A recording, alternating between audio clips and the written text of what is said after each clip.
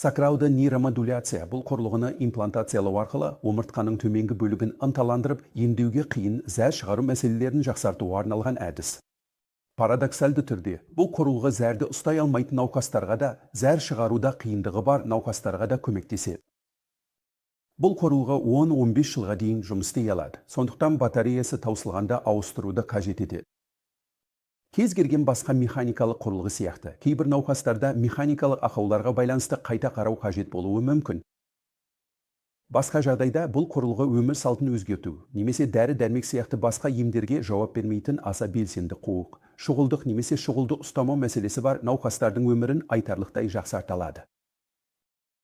Ботулин токсинінен айырмашылығы, сакралды нейромодуляцияның бір артықшылығы, ол зәр шығарудағы қиындықты да жақсарта алады. Соның ішінде қуық әлсіздігі немесе біз айтатын обструктивті емес зәрді ұстап қалу жағдайларында да көмектеседі.